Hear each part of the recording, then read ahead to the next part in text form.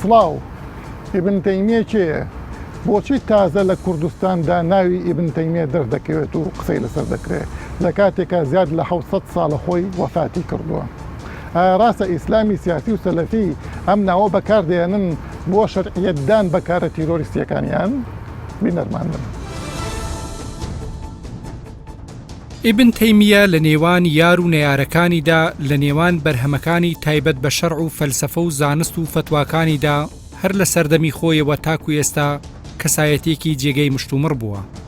هەندێ بە شێخی ئیسلام و هەندێکی تر بە شێخی تونڕەوی پێناسەی دەکەن. پاش پەلاماری تاتار و وێرانکردنی بەشێکی زۆری جیهانی ئیسلامی لەلایەک و هێرشی مەسیحیەکان لەلایەکی تر، ئیبن تەیمیە لە ڕێگەی فتواتوندەکانیەوە دەبێ بە سەرچاوەیەکی دیاری تەکفیر لەلایەک و گێڕانەوەی خەونی حکمی سەلەف لەلایەکی ترەوە. هەر لەو کاتەوە تا ئێستا بەردەوام ئیبن تەیمیە لە نێوان ئەم دوو بەرداشەدا بووە. زیاتر لە 700 سەدە لەوە پێش لەگەڵ شکستی ئومەتی ئیسلامی لە بەردەمی هێرشی تەتاردا زانایەک دەردەکەوێت بە ناوی ئیبن تەیمیە. ئەم زانایە تاکو ئێستاش زۆرترین قسە و مناقەشەی لەسەر دەکرێت لە نێوان تەکفیرکردن بۆ تەفسیقکردن بۆ بە قودوەکردنی لەلایەن زۆر مسلمانی تر. بە تایبەتی لەم سەردەمەدا ڕەوتە سەلەفی و ئیسلامی سیاسیەکان ئیبن تەیمیەیان کردووەتە زانایەکی پلەیەک کە هیچ ڕەخنەیەک هەڵناگرێت لە کاتێکتا زانایانی وەک ئیبن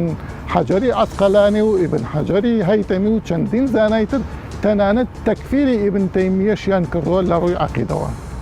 ئەوەی کە هەیە ئیبن تەیمیە بەوە ناسراوە کە زۆرترین فتوای داوە لەسەر کوشتن، لەسەر بەسیتترین شت و لەسەر شتانێک کە ئێمە ئەسڵەن بیری لێ ناکەینەوە. ئەمە وای کردووە لەم سەردەمەدا لە ناو هەرێمی کوردستانیشدا چەندین گروپی ئیسلامی سیاسی و سەلەفی ئیبن تەیمیە بکەنە قودوەیەک بۆ خۆیان و لە زۆربەی کار و بارەکانیاندا بگەڕێنەوە بۆ ئیبن تەیمیە. پرسیاری سەرەکی ئەوەیە سەرچاوی فتواتوندەکانی ئیبن تەیمیە پەیوەندی بە شڵەژانی سەردەمی خۆیەوە هەبووە یان بەشێکە لە فتوای فکری زانایەک کە ڕێکخوڵەکانی بۆ ئیسلامی سەلەفی و زاهیری دەگەڕێتەوە کە ڕوو لە نەقڵ و پشت لە عەقڵە. مامۆستا بەم پێشەکیە سادەیە دەست پێ بکەم. ئیبن تەیمیە چێیە؟ بۆچی پێویستە باسی بکەین؟ ابن تيمية تقي الدين أبو عباس أحمد كري عبد الحليم كري عبد السلام ابن تيمية باپیری شێرزانایەکی گەورە بووە ئیبن تەیمیە لە ڕەچەڵەکێکی کوردن لە حەڕان لە نزیک کۆبانێ لەسەر سنووری کوردستانی با بڵێن باکوور و ڕۆژئاوا لەدایک بووە. دواتر هیجرەتیان کردەوە بۆ دیمەشق لە ساڵی 1661 لەدایک بووە لە ساڵی 1920 وەفاتی کردووە. لە دوای ئەوەی کەوا لە باوکی وەفات دەکا دەبێتە مدەڕیس لە مزگەوتی دیمەشق لە دارولحەدیثە. لە دوای ئەوە کە هێرشی تەتار و مەغوڵیە ئیبن تەیمیە دەرەکەوێت بەوەی کەوا هانی خەڵکەدا دژ لە زدی تەتارەکان. لەمەوە ئیبن تەیمیە خەڵکێکی زۆر لێی کۆ دەبێتەوە. دواتر لە دوای نەمانی تەتار لە 1902دا ئیبن تەیمیە ناوی بارز ئەکات و کۆمەڵە قوتابی لێ نزیکە بنەوە و خۆشی زانایەکی گەورە بووە. کۆمەڵێک وە فتوای داوە کە لە لای هەندێک زۆرینەی عولەماکانی ئەو زەمانە فتواکانی بەرنەشاس وەزدەبا و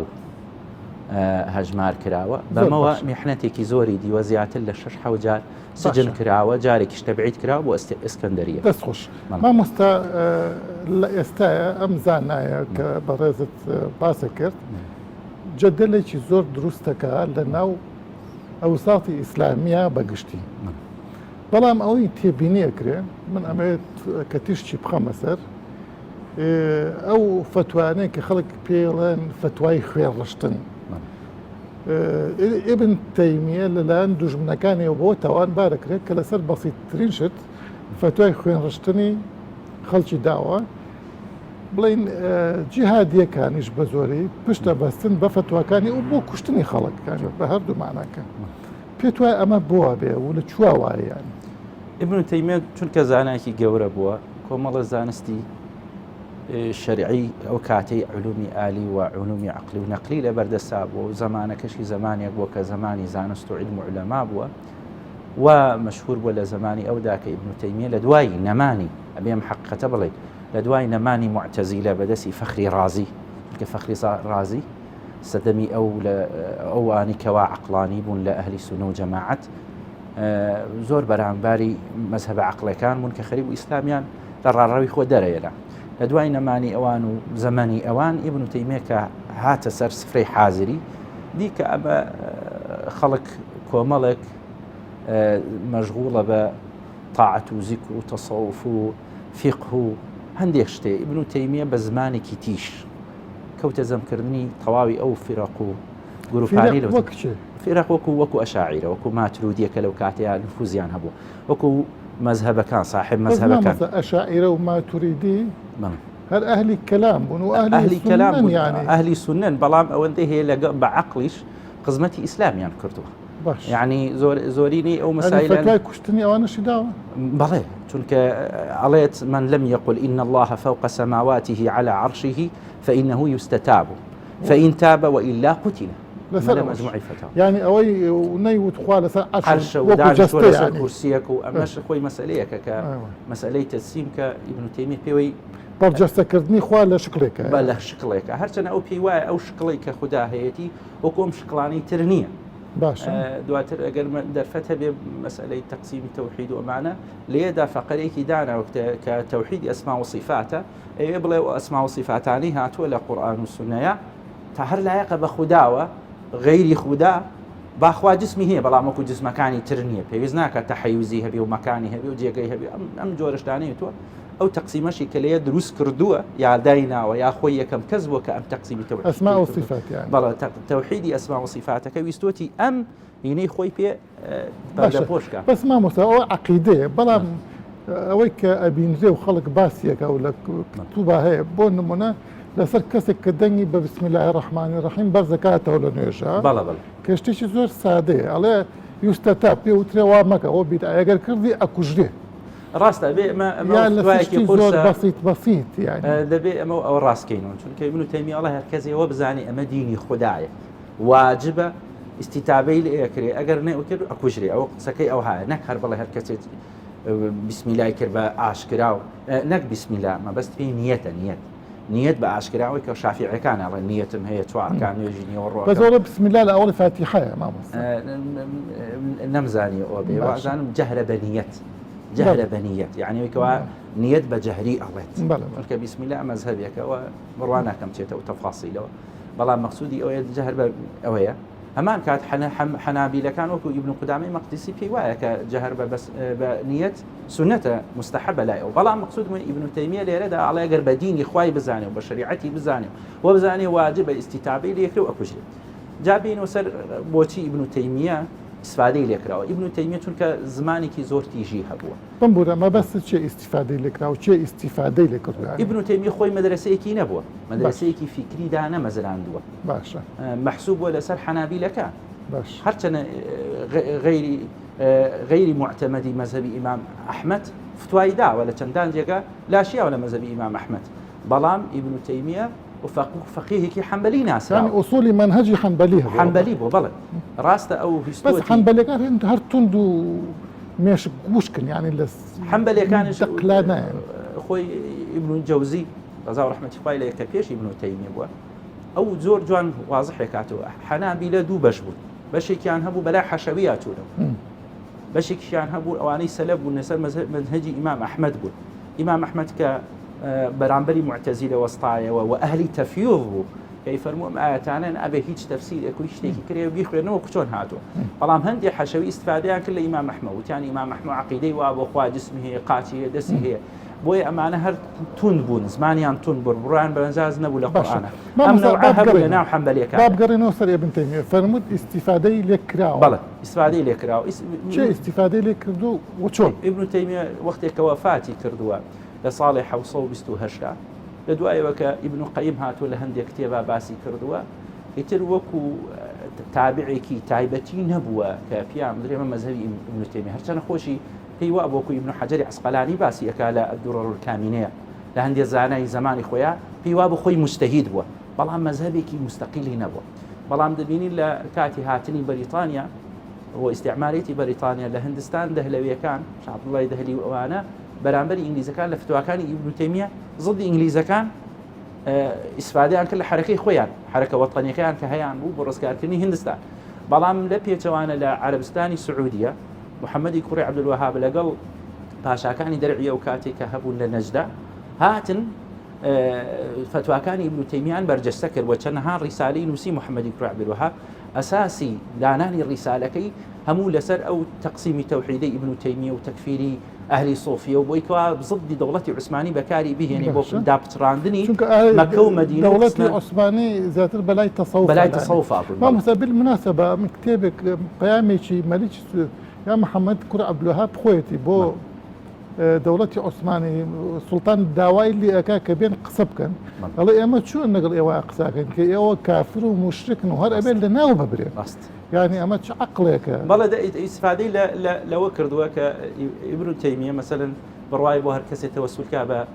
پێغەمبەری خوا یا بە یەکێ لە ئەولیا کافرە و ئەو مشریکە ئەوانە هاتوو ئیسفادەی لەمە کردووە. هەرچەندی ئیبن تەیمیە خۆی بڕوای وایە تەوەسول بە ئینسانی حی دروستە کەسێک کە دوعات بۆ ئەکا و ئەمانە. کەواتە مامۆستا با بێنە سەر مەسەلەی تەسەوف و ئیبن تەیمیە. ئیبن تەیمیەش هەر وەک بڵین وەهابیەکان ئێستا پێی وا بۆ ئاهلی تەسەوف مشرکن و قوبورین و ئەهلی تەوحید نین. بەڕاستی ئیبن تەیمیە دەبێ ئەوە بوترێ جانبێکی زۆر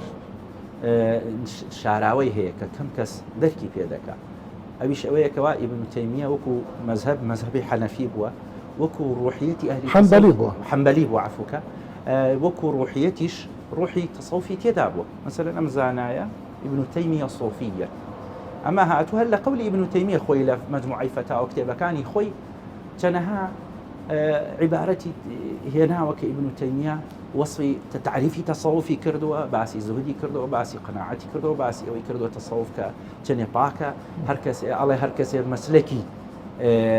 جونەید بگرێ لە تەسەوفە فەقەد نەجا ئەوە کەسێکە سەرکەوتووە. باشە بۆچی جونەید ئەی ئەوانەی تر بۆ تەسەوفیش دەتوانین هەموو گروپ و لایەنێک مامۆستا ئەبێ ئەمەوە بزانین هەموو گروپ و لایەنێک هەیەتی کەوا بە پاکی و جوانی ئەی کات و مخلیسانە کردوەتی تەسەوفیش ڕوحیەتە پاکەکەی کە تەسەوفە حەقیقەکەیە کەوا تەطبیقکردنی قورئان و سونەوەی لە شەریعەتا هاتووە خۆ پاکردنەوەیە دوورکەوتنەوە لە نەخۆشیە دەرونیەکانە کە ئینسان ئەخوات کە ئەمە تەسەوفە پاکەکە بوو کە غەزالی و جونەیدی بەغدادی و زانایانی سەلەفی زوهادی ئومەتی لەسەر بۆ چەندەها گەورە پیا و هەزاران گەورە پیاوی پێشکەشی تاریخ کردووە وەکو سەلاح الدینی ئەیوبی و ئەمانە ئەم گەورە پیاوانە کە خزمەتێکی زۆریان کردەوە بە ئیسلام ئەم تەسەوفە پاکە ئەمە ئیبن تەیمیەش قبوڵێتی. بەڵام تەسەوفێکەوە بریتی بێ لە قۆڵبڕی تەسەوفێکەوە وازێنان لە حەڵاڵ و حرامە تەنها ئیدعاکردن بێکەوە ئەمن تەسەوف منە باوکو باپیرمە وەرگرتووە ئەمن مبارەکەم وەرن دەسم ماچکەن خرافاتی بخاتە ناو تەسەوفەوە ئەمە لە هەموو گروپ و لایەنێکە هەیە.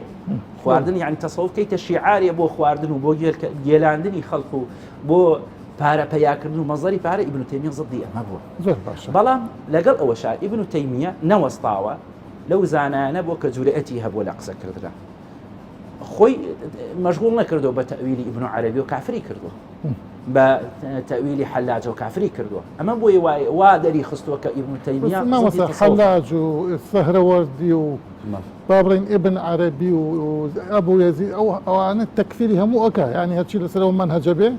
یوقتل. بەڵێ ئەوە حەقیقەتێکە یعنی نەکە ئیبن تەیمیە بەتەنها نەکە ئیبن تەیمیە بەتەنیا ماوەسە چەندە زانای تریش هەیە پێش ئیبن تەیمیەش ئەمانەی پێ کافر بووە تەویلی نەکردەوە بۆیان ئەمە حەقیقەتێکە. بەس بۆچی کوشتنەکەی یەکسەر بەو شێوەیە ینی چونکە ئەوان قوربان حەقیقەتێکە ئیبن تەیمیە مەذهبێکی هەیە بڕوای بە مەجاز نییە مەجاز نییە ئەڵێ هەرچی هاتووە لە قورئان و سونە لەسەر حەقیقەتی خۆی هاتووە ظاهر بینە بەڵێ ظاهر بینە یعنی سەرێکی وەکو لە منهجی وەک ئیبن حەزم وادێ تقریبا چونکە زۆرینەی ئەو حکمانی کە داوێتی ئیبن تەیمیە لەسەر ظاهر بووە زۆر باشە کەم چۆتە باتنی ئینسانە و ناخی بخوێنێتەوە. بەڵام ئەوە نەشە بۆ حەقیقەتێکەیە ئیبن تەیمیە حرەکەیەکی جیهادی نەبووە مامۆستا کە خەڵک بکوژێ ئیمانشی بە خروج نەبووە لەسەر سوڵتەی حاکم بەڵکو زۆر نزیک بۆ لە دەسەڵاتدارەکانەوە. بۆچی لە ئێستادا بەتایبەتی لەگەڵ سەرهەڵدانی ئیسلامی سەلەفی جیهادی ئیبن تەیمیە دەبێ بە سەرچاوەی سەرەکی توندڕەوی ئاینی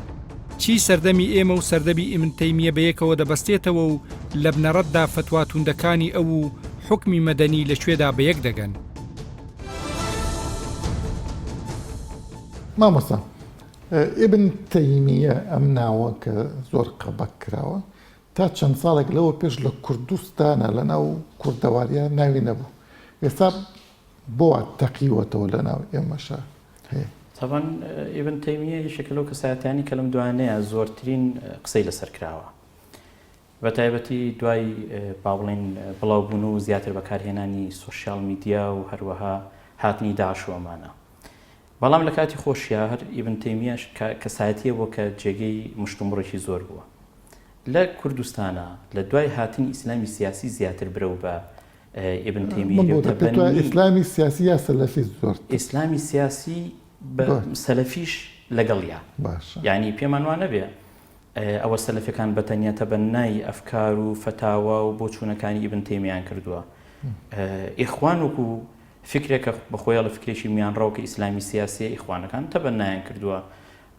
شعارەکەیان شعاری ئیبن تەیمیە. بزانم لەم ئاخرەشە مەدرسەیەکیان ناو مەدرسەی ئیبن تەیمیە یەکگرتوو شتی جوام دیوە. زۆربەی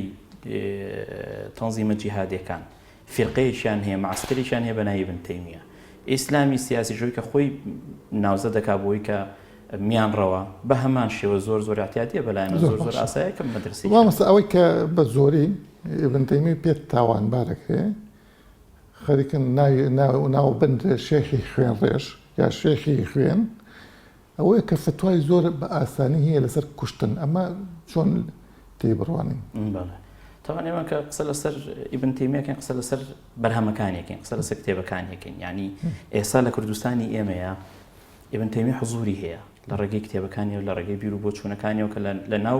گەنجەکانە بڵاوە، ئەو گەنجی کە کێشەکە لەوەیە کە نیخوێنەوەتەوە بەڕاستی. یعنی من ئەگەر یان ناملکەیەکی بچووکیان بۆ تەرجەمە من هەر نمونەیەکی بۆ جەرمەوە کە بەسەر خۆمان هاتووە لە منهەجی ئینگلیزی